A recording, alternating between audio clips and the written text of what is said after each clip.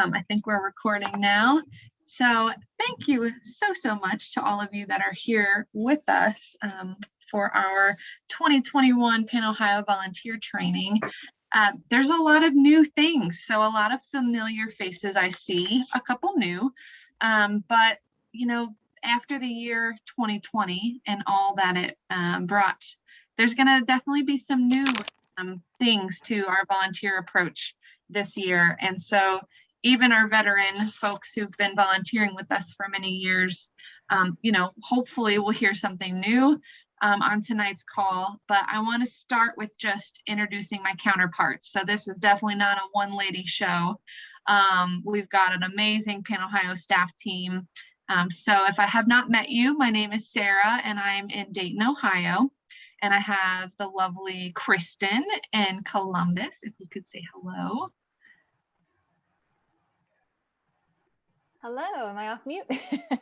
It's the phrase of the of 2020 into 2021. You're on mute. Hi, nice to meet everyone. My name is Kristen, and I am out of the Columbus market, originally from the Cleveland area too. So if anyone is from that area, originally from Amherst, and now here in Powell, Ohio. So nice to meet you.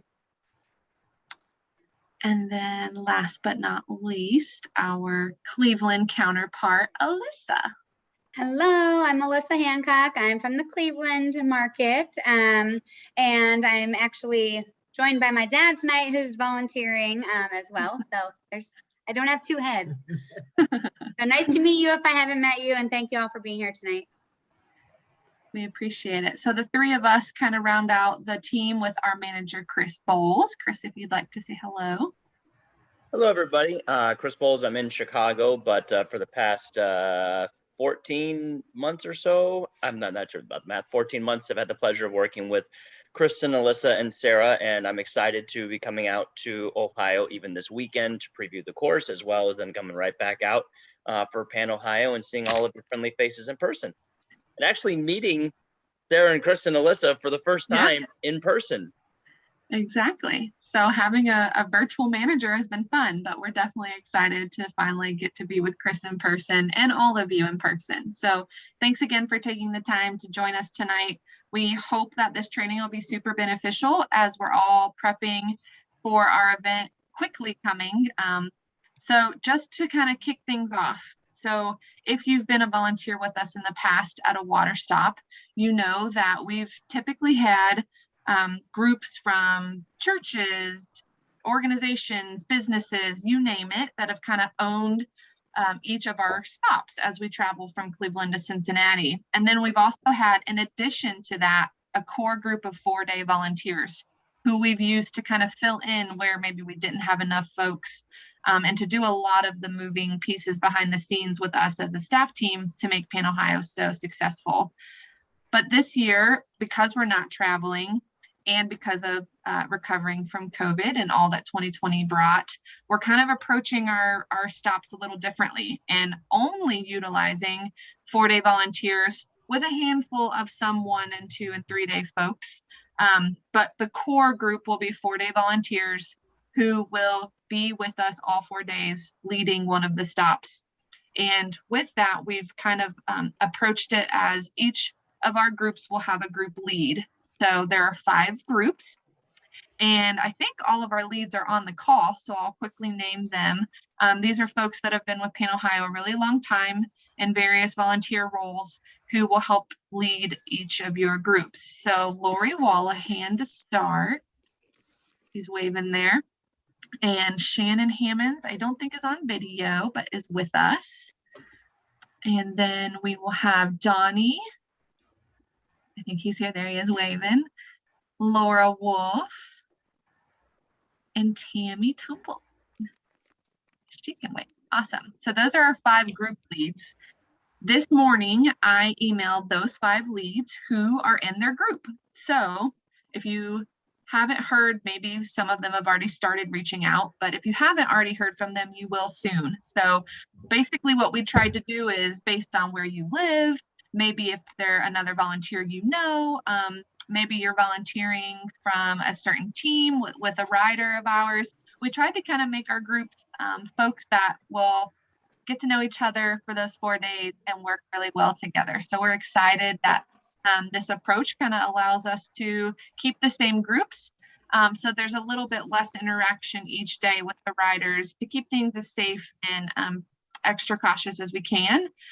We know folks are kind of at different varying levels of comfort coming off of the pandemic. And so a lot of what we're going to talk about tonight is definitely how we're approaching things to make this as comfortable for everyone as possible. So thank you guys for leading our 5 groups. If you, again, haven't heard from your group lead, you probably will here soon. So I just encourage the 5 group leads to reach out to your teams. And this year we want you to have fun. So a big element of Pan Ohio and our water stops is the fun. Our riders are so appreciative of our volunteers, as you know, if you've volunteered with us in the past. And they could not do this ride without you, the volunteers, helping them, cheering them on, and assisting them at the water stops. And if you're a rider, you probably know exactly what I'm talking about. It's just seeing those faces and hearing the cowbells, it makes a difference. And our riders definitely tell us how important each of you as volunteers are in helping them get through this 4-day, 328-mile journey. So that doesn't change, even though we're going to all be in Columbus and doing routes in and out of Otterbein. This is definitely still a very, very difficult journey that these riders are going to be accomplishing, riding 4 days in a row, 328 miles. So thank you for the work that you will do to help cheer them and serve them along to make this possible. So you'll be assigned to a group, as I mentioned, with a group lead, and we want you to maybe come up with themes for each day. If you want to pack some decorations, you could have a theme. You and your group lead hopefully can talk about that here in the next 2.5 weeks that we have left until we'll all be together. But we definitely want to encourage you to have fun.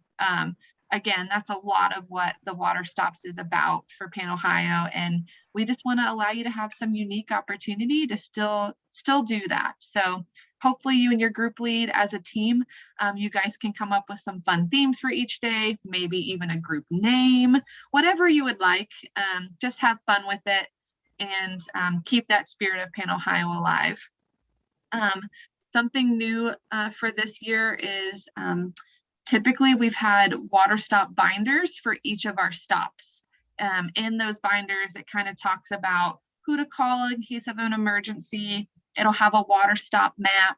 This year, we're only going to give those binders to the group leads, and we'll basically pick in advance what stops you're going to be at each day. So 5 group leads, just know that you're kind of in charge of those binders, and then coordinating with your groups, letting them know the details of your 4 stops that you'll have. So what to expect when you arrive. Because everything is new, one of our cautions is going to be a wristband system. Kristen, can you kind of talk about that comfort level wristband system? Absolutely. So one of the things, we talk about our ride being fun, and another element is being safe. And, with coming off of the COVID pandemic, we are a unique event in that we are a cancer fighting organization and event, and we do have participants and volunteers who are currently battling cancer, who are caregivers for those who are.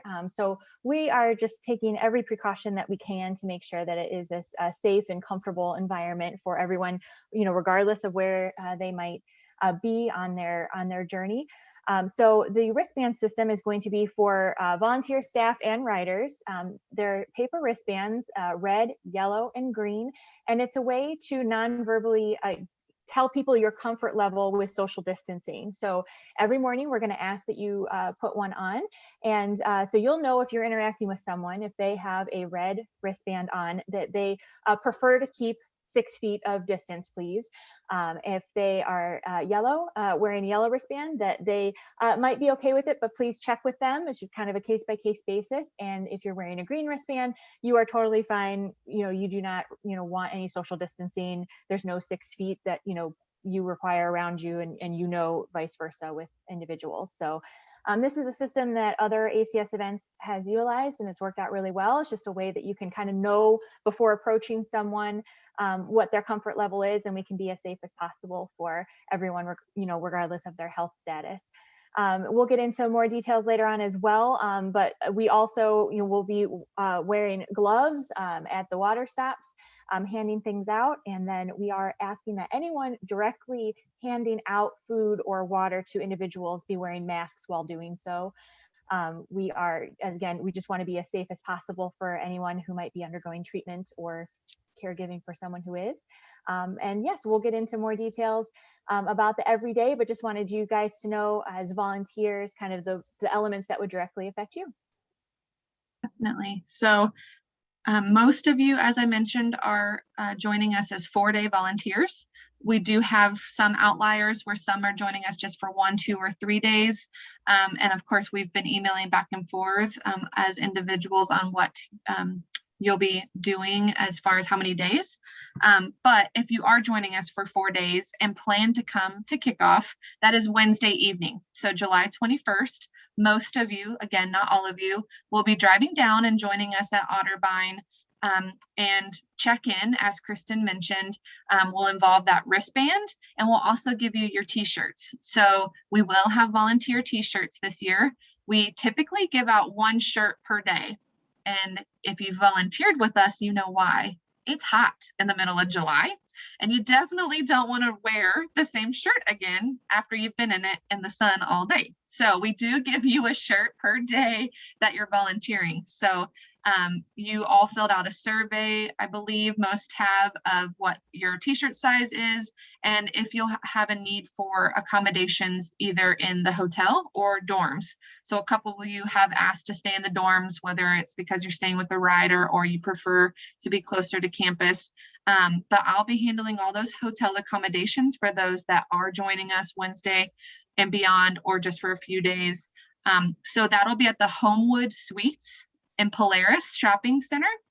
It's where we stayed in 2019 for any of you that were with us when we were at Otterbein. It's very close to campus, and they give us a really great discounted room block. And again, that's covered by ACS. So thank you for volunteering. We do cover the hotels or dorm fee for all of you.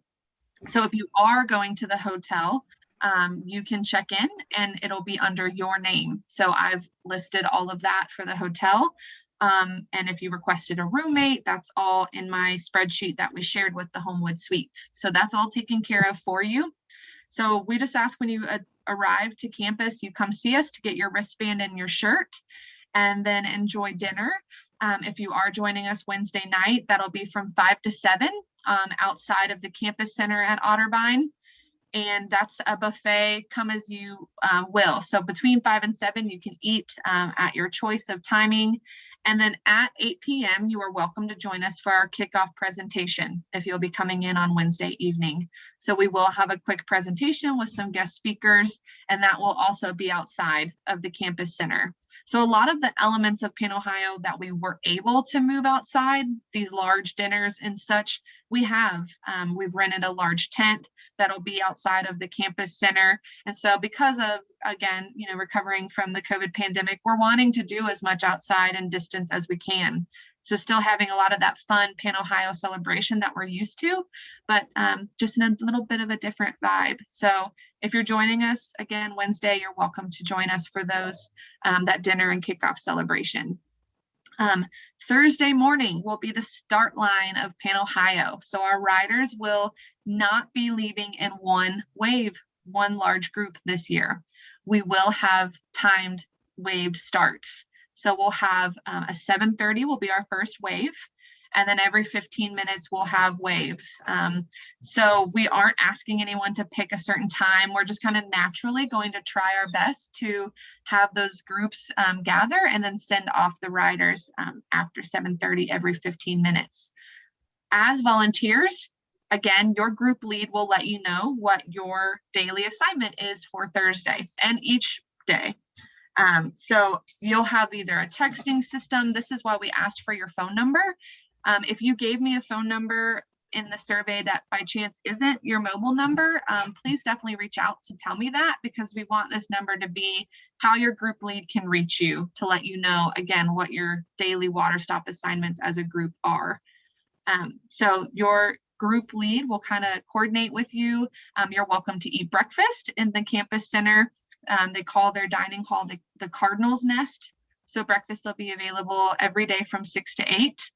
You're welcome to get breakfast. And then again, your group lead will reach out to you and you'll gather to collect all of your water stop items and then head out to your location. So what your water stop items look like and kind of our new approach to gathering all of those items. Most of you, minus a few, will have vehicles because you'll all be driving in. So we're definitely going to have to take kind of a team approach within your groups of loading the supplies. So if you have an SUV, truck, larger vehicle, that would be great. It's not required. Again, because there are about 6 to 8 of you in each group, we should have ample vehicles where you can kind of divvy out in your groups who's taking what items. So some of the items you can expect, a few tables, pop-up tents, we will provide and have for you. You'll have various things like a water stop bin of supplies. So that includes medication, sunscreen, all of the different things a rider might ask you for. That's in one large bin. We call it our water stop bins. You can expect things like cleaning sanitation wipes, paper towels, a pair of scissors, Ziploc bags, you name it, we've got it in that supply bin for you. You'll also have Culligan water jugs. So they're very large water jugs, igloo dispensers that you will then make either water or Gatorade in, ice, and we'll talk through some of these details in a little bit. Again, gloves and different sanitation things that'll help, ice scoops, you name it. Cowbells, important, definitely to cheer in the riders. You'll have some signage for your water stop. I think that's most of the overall things, and then fruit and various snack items. So between all of you and your group, we'll definitely have a lot that we need to divvy out into various cars. The unique thing about this year is typically when you're done at a stop, a sweep truck is going to come through and pick all of that up, because we've not ever been able to share the product to use again throughout the next few days. Because again, our stops have usually been run by multiple groups. We don't have to collect all of those items from you at the end of the day, because really the next day you're going to use most of those items again. So if you are joining in your group on Thursday, a lot of the items we're going to ask you to load up from your stop and keep. The only items that you'll have to bring back to us are your empty Culligan jugs, because you used all the water out of those. Any leftover ice that you don't use, if it hasn't melted, we can take back, because this year you will not have to go out and buy ice at gas stations every day to help at your stop. People are clapping because they're like, yeah, we've had to do that. Because we're in one location, we are able to now rent actual ice storing systems from Home City Ice. So every day on the side of the campus center, you can just take out your ice or put back what's not melted, and we can reuse it, which is really great. We will ask for fruit back at the end of the day if it wasn't used, just because we want to keep it in air conditioning and not in your vehicle. We can reuse the fruit, of course, but we won't make you keep it in your car so it smells like bananas. We'll have a location on campus where you can bring back anything and then the next morning pick up the fruit you'll need. And then the igloo dispensers. So obviously with water and Gatorade in them, we'll take those back because we'll clean them out and give you some new dispensers for the next day. Everything else you can technically keep in your car and reuse: your tables, your tents, the water stop supply bin, your signage, the snacks. If you want to bring them into air conditioning, of course, we can take those and give them back to you in the morning. But a lot of those big items, we don't need to pick up with a sweep truck, a Penske truck, because again, you'll need to reuse them. So we are asking that you'll kind of be our sweep this year.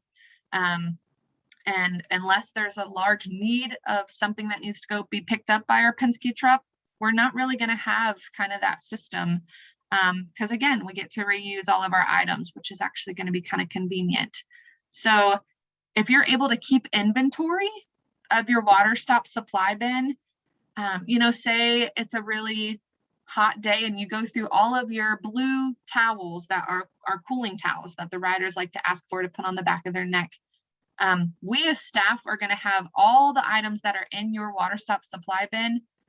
We're going to have the extras on campus and kind of we're calling it like our hub. So all the fruit, all the water, the jugs, the supplies, we're going to have in one location as staff, and it'll be at one of the dorms. So riders are staying very close to the campus center in DeVore Hall and West 25 Home.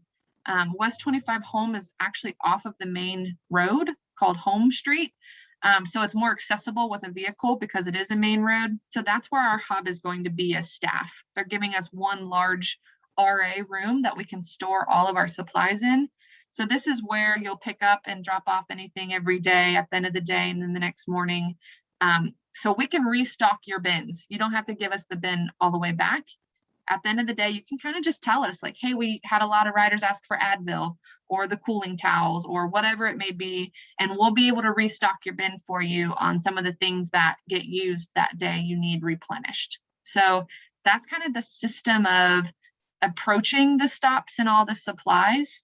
Again, it's kind of a unique situation this year where we just kind of trust as a group that you're going to split up your vehicles, who's taken what. I definitely recommend if you have a SUV or car and it's not a truck, that maybe you bring a blanket or tarp or something you're comfortable laying in your vehicle, just in case. And at the end of the day, I will say, if say you're making Gatorade and you're pouring water and you don't use the whole thing of the Culligan, I know that it would be great to be able to keep all of it and bring it back, but don't feel like you have to try to reseal that and put it in your car. Trust us, it doesn't go as smoothly sometimes as we'd like. So ice and water, if it's kind of mid-use at the end of the stop, empty those out. Same with your Igloo coolers. Don't try to keep Gatorade or water in those. They will leak. And we don't want you putting that in and out of your vehicle with them potentially leaking. So definitely empty those out before you put them back in your car. But if you're able to line your vehicle with, a blanket, tarp, something of that nature, we definitely don't want to have you, every day putting stuff in and out of it and messing up any of your interior of your vehicle. So that's really the supply approach and kind of the big change again is that we get to reuse things. You don't have to go buy ice. You'll coordinate as a group who's, putting what in your vehicles, and your group lead will kind of coordinate that with you. But that's kind of our pickup and drop off daily approach of the inventory of the stops. And you'll repeat that daily pretty much. So same thing Friday, Saturday, Sunday, your group lead will coordinate with you. You only have one stop each day that you'll be assigned as a group. There are 5 stops each day, and we have 5 groups. So it really worked out perfectly in our approach, how we were attempting to lay this out as a team when we were doing the route with our executive committee. It works out perfectly that each group will be assigned 1 stop a day. Again, we encourage you to eat breakfast in the morning, enjoy lunch and snacks out while you're at the stop, and then daily coming back, definitely enjoy dinner. Thursday will be in the Cardinals Nest. Again, we already talked about Wednesday's kickoff outside. Dinner Thursday and Friday will be in the campus center.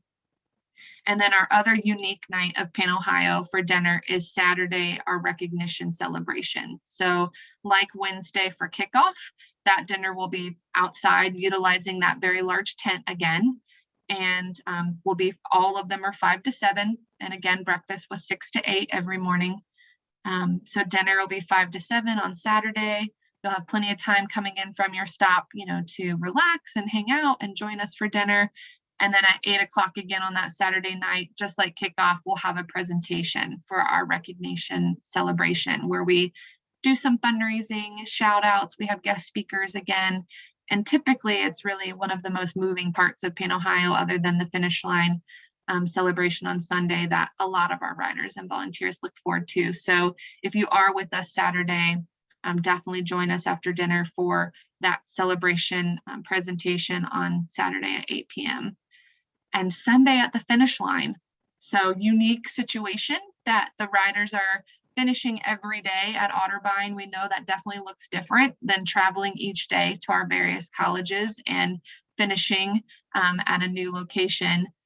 We tried to really come up with something fun and unique with Otterbein that will feel really large, like you're expecting for a finish line. And that's going to be that we're finishing in the Otterbein football stadium. So kind of cool and unique that campus is letting us do the escorts of our riders into the stadium for them to take their last lap around the track with all of the guests in the football stands cheering them in. So we hope that that's going to feel really great for our riders and still have that really big moment that they've been looking forward to after riding for 4 days, 328 miles. And we definitely encourage you to join us when you're done at your stop on Sunday, if you're volunteering Sunday, to come into the finish line, be a part of that celebration, cheering in the riders.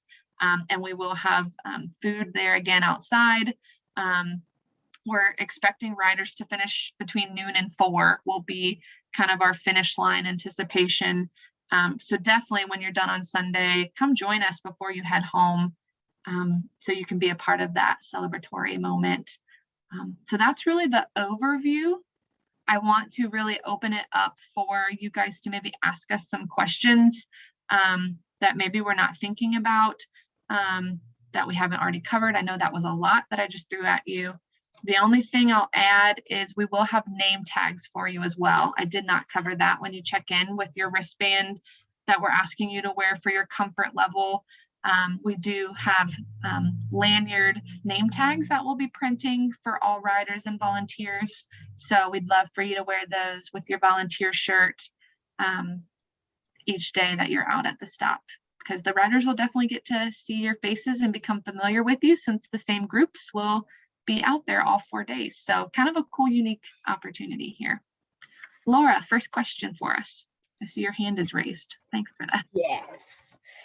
Since there's not going to be a sweep truck this year, how will we know as a group that our last riders have come through? Are we going to have walkie-talkies? Great question. So I think the new approach will be our SAG driver system. Typically they've kind of followed the last rider too. And we've had a rider that has stayed back that we've called kind of our SAG rider. That's, helped us notify our support and gear drivers where the last rider is on the course. So we'll still have a system where one of those SAG drivers, probably one of our leads, Matt or Susie of that team, will drive through and let you know that the last rider has come through the course. So it won't necessarily be a Penske truck, but it'll be someone that lets you know that that last rider has come through. Awesome. Great question. I'm trying to follow in the chat too. You'll have one group. Shannon asked about coolers. So if you have coolers, that would be super helpful if you could bring them, for the ice and to keep all your things cold. So the cooling towels, those blue towels that we talked about, yeah, that's a unique thing that over the years we've noticed riders really enjoy, especially in these super hot days like it's been in the 90s. Of course, we don't know what to expect, but if you're able to bring a cooler, that's a great segue, Shannon, into the things that we don't provide. We'd love for you to be able to bring, if you can, coolers, and definitely bring some comfortable camping chairs for yourselves to sit in. If you have chairs, definitely, we don't want you standing the whole time. You can be in the shade under your pop-up tents or the various pavilions at some of the stops, but definitely bring a chair if you can. And if you do have a cooler, that would be great, just because it's easy to put the ice in, and you can designate maybe 1 or 2 of those to put those blue cooling towels in. So it's easy grab for the riders when they're hot. I guess another approach, Kristen already kind of pre-talked about this, but you guys will have, as I mentioned, about 6 to 8 of you in your groups. we don't want you to feel like you're at just one spot in the stop at all times. If you can kind of alternate who's helping do what, your group lead can kind of help with that. But because we're asking anyone that's serving food and the Gatorade and water specifically to be masked, we don't want the same 3-4 people doing that. If you do want to take turns, some people can be out cheering with the cowbells and helping direct the riders in and out of the stop, someone helping with the supply bin if riders are asking for medicine or various items. And then you will want, for anyone that's doing food, we mentioned the fruit and we mentioned the snacks. We are asking that you kind of approach this differently than usual. So a lot of times it's been simple where when you're setting up your stop, you can kind of lay everything out. We are asking riders to not grab items off the table. Now, this is going to be hard. We know it's definitely just new for all of us, right? We're all figuring out this approach to being extra cautious and kind of out of sight, out of mind. Someone might just kind of grab. So if you can help that, by avoiding that, by not laying out, all the kind bars in a row and all the bags of chips, try to keep things boxed and close to the tables where you're standing, and just really serve the riders, that customer service kind of approach, like, what can I grab for you? Fruit has typically been something where we encourage the volunteers to pre-cut that, and have them in the serving trays and riders can just come up and grab it. We're going to really avoid that this year if we can. So if you can have one person doing fruit, maybe one person snacks, one person Gatorade, one person water, we really are asking that those 4 spots really be what more than half of your group is doing, and the others cheering and assisting with the medical supplies and such. Because as a rider comes up to you, if they say, I'd like a banana, you can then just hand them the banana. You'll be gloved. If they want an apple, you just cut it right then. My suggestion is to just cut them in half and do apples by the half. Bananas, typically we've cut in half. I don't think that's really necessary. We have plenty, trust me, donated fruit this year. So you can just hand them a full banana, I think, this year, and that'll help the process. And same with the oranges. So we have asked the company that donates to give us the small cutie sized oranges. So it's really, individual size anyways. You could just hand them an entire orange. So really it's just the apples, typically we've cut them into smaller.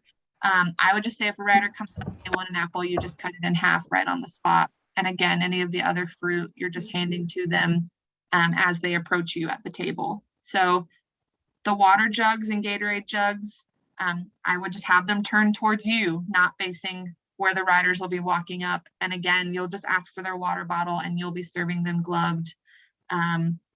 So they can't come up and touch the dispensers. It'll just be one person, you manning that, if that's kind of where you're standing in the stop. So that's kind of our approach to serving as well, to really just help everyone feel as comfortable as possible. There was a question in the chat about bringing a cutting board and knife. We did put those in the water stop bins. So yep. You do have that supplies for you. And then the foil containers as well that you can put the cut fruit in if anyone is looking for that. But yes, all of that is provided in your water stop bin.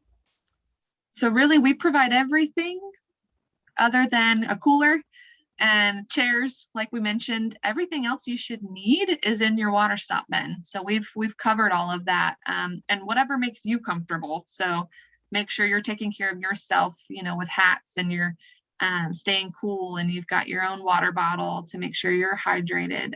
But everything else we provide, and we'll send you a list of all those items. So we do have a typed up list of what's in your bins. So look for that to come.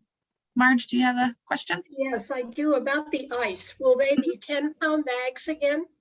They're actually 20-pound bags because that's what Home City provides in their units. So they're actually bigger bags, so you won't need as many per day, but there'll be 20 bags. But we'll need a bags. lot. And do we need the coolers to put them in, or will you provide some kind of an igloo cooler? I remember. So we'll provide the dispenser coolers, but the igloo coolers, we'll provide those. But if you want a separate cooler, like a drink cooler to put those blue towels in, those are the coolers that we don't have and provide that we're mentioning. If you have Okay, one, so the 20-pound bags of ice, you don't have anything, we can put those in. to then take to the stop, no, it'll just be in the bags. Okay, so it would be helpful to have some large wash buckets or something. Whatever makes you more comfortable, whoever's going to be picking up the ice in your group, that's why I mentioned a tarp or a blanket, or maybe you've got a pickup truck. That's the person I would definitely pick to be your ice carrier. If you've got somebody in your group with a vehicle like that. But yeah, whatever makes you most comfortable putting those in your vehicle. Discuss that as a group, who makes the most sense to transport the ice. I have a question. These pop-up tents, Mhm. I mean, we're supposed to put them up and take them down every day. And how easy are they to put Very up? easy. Very simple. Yeah, Yeah, you can do it with 1 or 2 people, but you'll have plenty that, yeah, it's pretty simple. It takes about 4 minutes to get it up, so you'll be okay. And we, most of the stops, not all of them, also have pavilions or some kind of venue covering that, you can also utilize as a group. But I'll be honest, there are 1 or 2 stops that are like at a trailhead where it's just a bike trail, and that's just where the best spot was for us to have a location. And so there isn't as much covering, and that's why we're providing you tents, because we want to make sure you're shaded and comfortable, and the riders too when they're coming through the stop. So I just encourage all of you as groups, and your group lead will know, because they'll know the stops, and we're going to talk to them in a bit more detail about where you all are assigned each day. You'll know if you need to use all of the tents or not. If it's a venue that's got a lot of covering, you may not even put a pop-up tent. You might be able to use the pavilions and picnic tables and whatever that venue has. And then there may be a day you want to use all 2 or 3 pop-up tents we give you because of your stop location. So each day is just going to kind of look different, but your group lead will know all of those details, and we'll make sure that you are all good to go as a team. I have a question about the water bottles. Would they be the Mhm. really big ones? They will. So they're And called so we- Mulligan. So Yeah. I'm not sure how many riders we have this year, but we could need maybe 15 of those. Generally, we do 10 to 12 a stop. Correct. Yeah. Yeah. That's why it's definitely going to take, again, there are 6 to 8 of you in each group. It's definitely going to take a few vehicles to transport these items. That's why you're going to have to divvy out who can take what, and your group lead will coordinate with you on that. But it's definitely not a 1 vehicle situation here. There are a lot of items. So we know that you'll need a few vehicles, which gives us, again, that unique opportunity that you'll all be in the same group every day. You'll get to coordinate who's taking what items in each of your vehicles, and really come up with a system that works well for you guys as a team. And you said that there would be bananas and oranges and apples, no grapes this year. No grapes. No. Now back to the apples. I coordinated the Croton stop for about 5 years, and hardly anybody ate an apple. Yeah. They wanted oranges. So we know some of them are more popular items. That's the great thing about it all getting to come back to Otterbein. We're not wasting anything. Okay. Definitely the unique opportunity and situation here that at the end of the day, if your items aren't all used, you'll get to bring that back. We'll put it in the air conditioning, and we'll reuse what we don't. So, don't have to throw it out at the end of the day. We'll get to reuse those items. So that's a really great point. We know there are some that are more popular than others. Along that same vein, one of the benefits to us having a hub in a central location, if you are going through something like water, for example, and you need additional water, we will be able to come out and bring that to you. So I know that's kind of probably where your mind was going, that it's very hot out. And if you're going through the water jugs, we will be able to come out and bring you additional supplies, as well as we can go to the store and get additional supplies as staff, if we go through something very quickly that we brought down in surplus. So there's lots of benefits to our Cloverleaf style this year, but if you're ever in need of anything, just let us know and we'll make sure to get it to you. Yeah, so the group There's lead, great cell reception, so we should be able to get any of those calls and texts wonderfully to get you anything you need at any point, unlike some of our more rural spaces in the past. Yeah, that's a good point. We're not in Amish country Worcester, and that's typically a lot of some areas where we couldn't get a hold of you if we needed to, sometimes over a phone because of service. So we have been told by our team that service is a lot better in almost all of our route this year. So unique opportunity there too. But to Kristen's point, we as a staff team, the three of us with a few other volunteers, will be stationed at Otterbein, and absolutely with the Penske trucks can bring anything out that we need to. So your group lead will definitely be kind of that main person that's talking to us back and forth as a staff team on if you do think you're going to need more ice or water based on circumstances that come up, we can make sure you've got what you need. So that's not an issue. One more question. Will there be a porta potty or two at each place? Great question. So every stop's going to be different. And again, this is why we'll go through each stop with the group lead. So they know the ins and outs of what to expect for your stop that day. Some of our venues are fantastic and have ample bathrooms for us, and we won't need to rent portalets. Some others, again, are maybe just a trail head system, and they have nothing. So we're renting everything. So each stop's going to be really unique and different. And your group lead will know, we'll have a master document, again, with a map of your stop and all the details you need to know. Like, here's who our contact was when we reserved that stop. And maybe here's a receipt if it had a required payment to reserve that. And here's how many portalets and hand washing stations that we rented if we needed to, or all those ins and outs.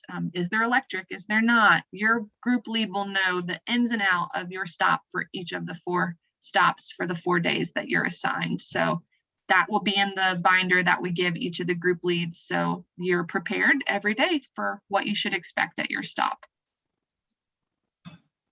Great question. We also provided a lot of hand sanitizer in the bins. The portalets usually come stacked with them, but we have additional ones that you can have for the table and for the restroom. Lysol wipes as well for disinfecting. And I know Sarah mentioned it as well, but we are getting areas that don't have running water, we're getting hand washing stations, just trying to take every possible precaution this year to make sure that everyone feels safe and protected. Yeah. So if they didn't have a public restroom, we are renting kind of those, like she said, hand washing stations that you kind of pump the water. So every stop will have running water. So again, if someone doesn't want to just use hand sanitizer, understandably, they have somewhere they can wash their hands. So we've kind of thought through that at each of the stops. And we are renting more portalets than usual. So sometimes we feel like we can only do 2 or so at a stop. We're definitely leaning more towards 3 or 4 a stop to try to just avoid lines and, make things run a little bit smoother each day for the riders. So expect extra precaution there on what we rent. And to the point of the Lysol wipes, we've put a lot in your water stop bins. And again, we'll have plenty on campus so we can replenish you each day. If you're willing to put out, kind of a jar of those Lysol wipes in front of the portalets, I think that would make the riders feel comfortable. Maybe they want to grab a wipe before they open the portalet. We definitely ask your group to think about that and put some of those Lysol wipes in front of the portalets if you do have a portalet at your stop that day. Sarah, will we know what stops each group is responsible for, or will we find out each morning?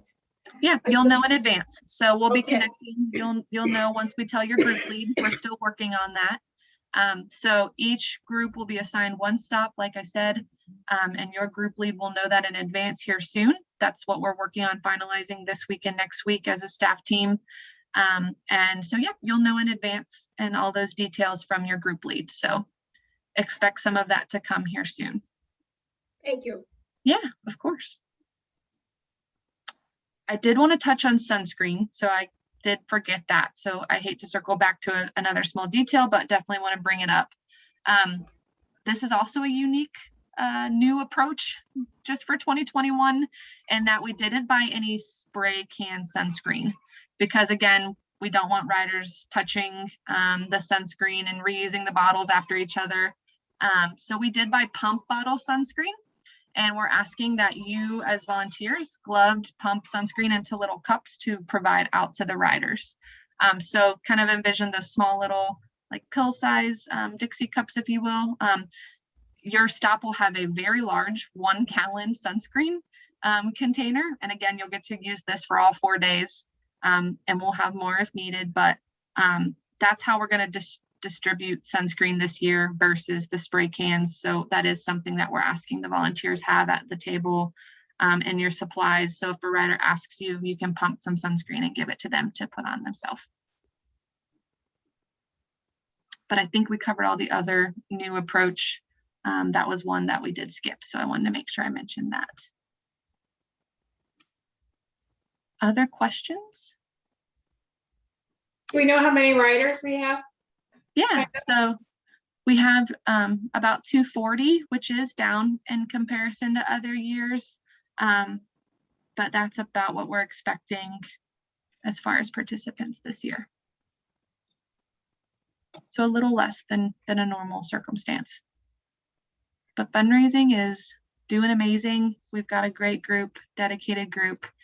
We're far ahead where we were last year at this point in fundraising and actually already to goal. So reach the goal, race the goal is a quote that we always say. And so we're just thrilled. We've got some passionate riders, as you all know, and passionate volunteers in each of you. So we're very lucky. And we just appreciate you kind of rolling through this unique year with us and being flexible and understanding and coming together, you know, in your groups. And again, just have fun. We can't wait to hear about, I've already kind of heard a tidbit from Lori that they might be naming their group. So I just encourage the other group leads, you know, have fun with your teams and all of you come together with ideas, you know, here in the next 2 weeks, communicating as a group on some of those fun things you can do.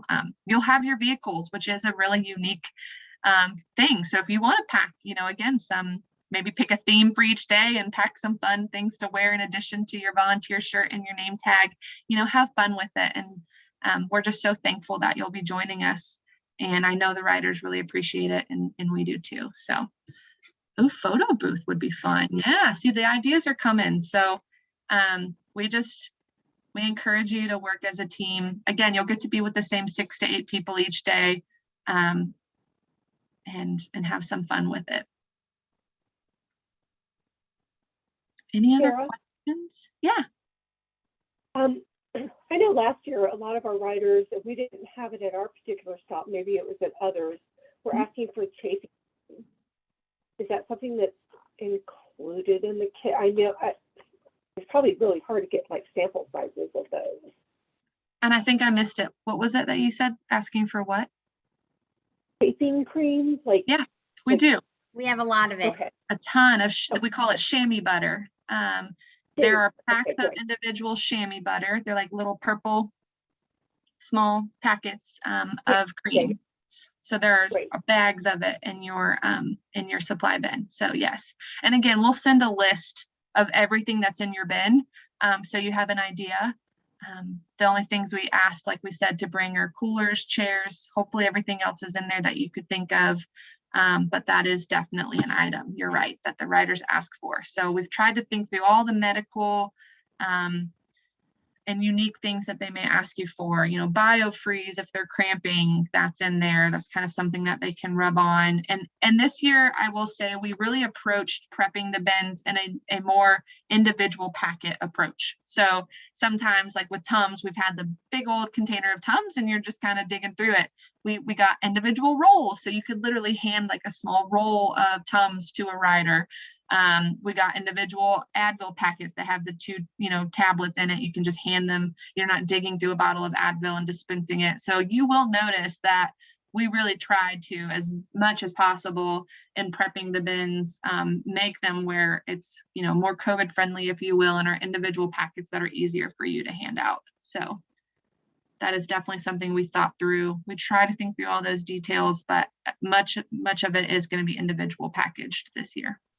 And you said there is a cutting board and paring knife in the bin. Oh, that's great. There are multiple, actually. You have more than one. So you'll have ample that you need. Yep. Yeah.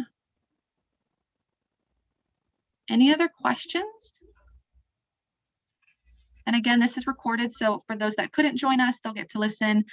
Again, the group leads know who are in their various groups, so I encourage you group leads to reach out to your teams, kind of get everyone talking in an email thread, and talk through some of those fun ideas maybe that you can implement within your group. And if you do have any questions, don't hesitate to reach out to us. If you have any questions about your hotel or dorm or the days that you're helping us volunteer, you can reach out to me and I'll coordinate with Alyssa and Kristen, my counterparts, but I've kind of been keeping that spreadsheet. And we, again, just appreciate each and every one of you. And we're so looking forward to seeing you in person here soon. But don't hesitate to reach out in the meantime if anything comes up. Wonderful. Have a good evening, everybody. Thank you. Thank you, guys. Thank you. Thanks, Sarah.